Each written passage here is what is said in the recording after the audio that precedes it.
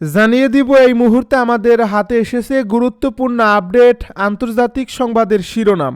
শুরুতেই থাকছে বিপজ্জনক অচল অবস্থায় রয়েছে উত্তর ও দক্ষিণ কোরিয়ার সংঘর্ষের আশঙ্কা। আরও জানাবো হয়তো ভালো কিছুই হচ্ছে, ইউক্রেন শান্তি পরিকল্পনা ইস্যুতে ট্রাম্পের মন্তব্য। এদিকে ইসরায়েলি আগ্রাসনে গাজায় 1 লাখেরও বেশি মানুষ নিহত। আরও থাকছে ইথিওপিয়ার আগ্নেয়গিরির ছাই ধেয়ে আসছে ভারতে, বহু ফ্লাইট বাতিল। সব শেষে জানিয়ে দিব মধ্যপ্রাচ্যে খাদ্য সহায়তায় নতুন কৌশলে যুক্তরাষ্ট্র। এতক্ষণ শুনছিলেন হাতে থাকা আপডেট সংবাদের শিরোনাম, এবারে বিস্তারিত। তবে তার আগে অনুরোধ রইল ভিডিওটিতে একটি লাইক এবং কমেন্ট করে জানিয়ে দিন ভিডিও সম্পর্কে আপনার মূল্যবান মতামত। আরও জানিয়ে দিন ভিডিওটি কোথা থেকে দেখছেন বা কোন জেলা থেকে দেখছেন। বিপজ্জনক অচল অবস্থায় রয়েছে উত্তর ও দক্ষিণ কোরিয়া, যে কোনো সময় সংঘর্ষের আশঙ্কা। উত্তর ও দক্ষিণ কোরিয়া এক বিপজ্জনক পরিস্থিতিতে রয়েছে, যেখানে যে কোনো সময় দুর্ঘটনাজনিত সংঘর্ষের আশঙ্কা করা হচ্ছে। তাই দুই দেশের মধ্যে আলোচনা অত্যন্ত গুরুত্বপূর্ণ। সোমবার দক্ষিণ কোরিয়ার প্রেসিডেন্ট লি জে মিয়ং এমনটাই বলেছেন।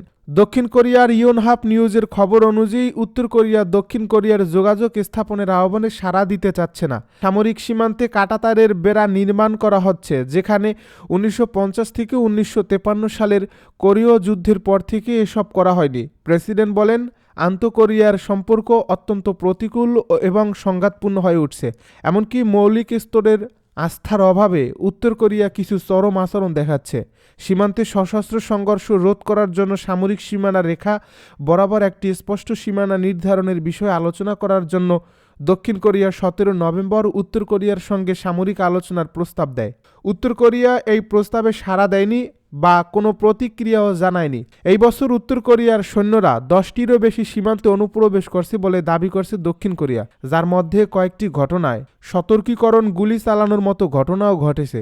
তিনি আরও বলেন, উত্তর কোরিয়ার সঙ্গে শান্তি অর্জন একটি দীর্ঘমেয়াদী প্রচেষ্টা হবে, তবে যখন একটি দৃঢ় শান্তি ব্যবস্থা প্রতিষ্ঠিত হবে তখন দক্ষিণ কোরিয়া ও যুক্তরাষ্ট্রের যৌথ সামরিক মহড়া বন্ধ করা হতে পারে।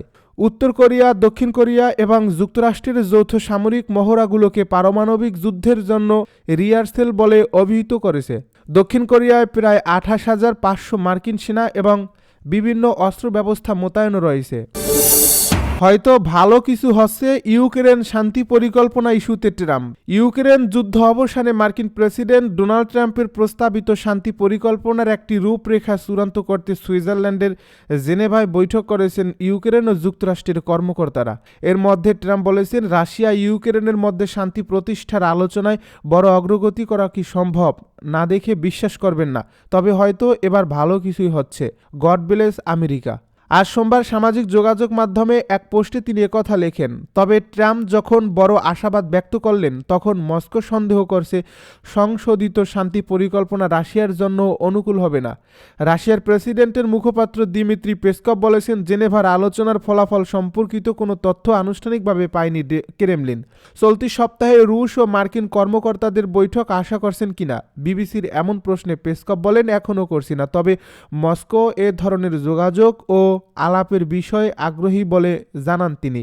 এর আগে পুতিন বলেছিলেন, ট্রাম্পের 28 দফা খসড়া শান্তি পরিকল্পনা চূড়ান্ত সমঝোতার ভিত্তি হতে পারে। এই প্রস্তাবটি রাশিয়ার যথেষ্ট অনুকূলে রয়েছে বলেই মনে করা হচ্ছে। তাই জেনেভা আলোচনায় এতে কী ধরনের পরিবর্তন এলো সেটা জানার আগ্রহ ক্রেমলিনের রয়েছে। মস্কোর সন্দেহ, সংশোধিত খসড়া রাশিয়ার অনুকূল নাও হতে পারে। ইসরায়েলি আগ্রাসনে গাজায় 1 লাখেরও বেশি মানুষ নিহত। ফিলিস্তিনের অবরুদ্ধ গাজায় 2 বছরেরও বেশি সময় ধরে চলা ইসরায়েলি হামলায় 1 লাখেরও বেশি মানুষ নিহত হয়েছেন। জার্মানির ম্যাক্স প্লাঙ্ক ইনস্টিটিউটের নতুন গবেষণায় এ তথ্য উঠে এসেছে। মঙ্গলবার এক প্রতিবেদনে এই তথ্য জানিয়েছে বার্তা সংস্থা আনাদুলো। বার্তা সংস্থাটি বলছে, গাজায় চলমান যুদ্ধের মৃতের সংখ্যা এতদিন যা ধারণা করা হচ্ছিল, বাস্তবে তা আরও অনেক বেশি হতে পারে বলে সোমবার জার্মান সাপ্তাহিক পত্রিকা জাইট প্রতিবেদন প্রকাশ করছে। জার্মানির উত্তর পূর্বাঞ্চলীয় বন্দর নগরী রস্টকের খ্যাতনামা Max Planck Institute for Demographic রিসার্চের একদল গবেষকের হিসাব অনুযায়ী 2 বছরেরও বেশি সময় ধরে চলা এই যুদ্ধে অন্তত 1 লাখ মানুষের মৃত্যু ঘটছে বা নিহত হয়েছে। গবেষণা প্রকল্পটির কো-লিডার ইরিনা সেন জানান, সঠিক মৃতের সংখ্যা আমরা কখনোই জানতে পারবো না। আমরা শুধু যতটা সম্ভব বাস্তবসম্মত একটি অনুমান করতে চেষ্টা করছি। গবেষকদের হিসাব অনুযায়ী যুদ্ধের প্রথম 2 বছরে গাজা উপত্যকায় 99,997 থেকে 1,25,915 জন মানুষের মৃত্যু ঘটছে। তাদের মধ্যবর্তী বা গড় অনুমান 1,12,069 জন। ম্যাক্স প্ল্যাঙ্কের গবেষকেরা বিভিন্ন উৎস থেকে তথ্য সংগ্রহ করে পরিসংখ্যানগত এই চিত্র তৈরি করেছেন। গাজা ভিত্তিক স্বাস্থ্য মন্ত্রণালয়ের তথ্যের পাশাপাশি তারা একটি স্বাধীন পারিবারিক ভিত্তিক সমীক্ষা ও সামাজিক যোগাযোগ মাধ্যমে প্রকাশিত মৃত্যু সংবাদও এই বিশ্লেষণে অন্তর্ভুক্ত করেছেন। এতদিন পর্যন্ত মৃত্যুর সংখ্যার একমাত্র সরকারি উৎস ছিল গাজার স্বাস্থ্য মন্ত্রণালয়। যুদ্ধের প্রথম 2 বছরে তারা 66,173 জনের মৃত্যুর কথা জানিয়েছেন। তবে জাইটের প্রতিবেদনে বলা হয়েছে এই তথ্য নিয়ে কোনো ধরনের পরিসংখ্যানগত কারসাজির প্রমাণ পাওয়া যায়নি। উল্টো বিভিন্ন গবেষণা দল আগেই দেখিয়েছে যে স্বাস্থ্য মন্ত্রণালয় সাধারণত রক্ষণশীলভাবে হিসাব করে থাকে। এখন ভালোভাবেই নথিভুক্ত হয়েছে যে ইসরায়েল ও হামাসের মধ্যে যুদ্ধ চলাকালে সরকারি সংখ্যার চেয়ে বাস্তবে আরও বেশি মানুষ মারা গেছেন। বিভিন্ন গবেষণাতেই অপ্রকাশিত মৃত্যুর সংখ্যা যে বেশি তা বারবার উঠে এসেছে। এছাড়া গাজার স্বাস্থ্য মন্ত্রণালয় কেবল নিশ্চিত মৃত্যুর তথ্যগুলোই গণনা করে, যেমন হাসপাতাল থেকে ইস্যুকৃত মৃত্যু সনদের ভিত্তিতে। যুদ্ধের কারণে অনেক হাসপাতালে স্বাভাবিক কার্যক্রম বন্ধ হয়ে যাওয়া এখন তারা স্বজনদের দেওয়া মৃত্যু সংবাদও গ্রহণ করে। পরে একটি প্যানেল সেগুলো যাচাই করে। বোমায় বিধ্বস্ত ভবনের ধ্বংসস্তূপের নিচে যারা মারা যান তাদের অনেকেই এসব রেকর্ডে ধরা পড়ে না। ম্যাক্স প্ল্যাঙ্কের এই গবেষণা দলটি আগের গবেষণার ভিত্তিতে আরও বিস্তারিত মৃত্যুহার বিশ্লেষণ করছে।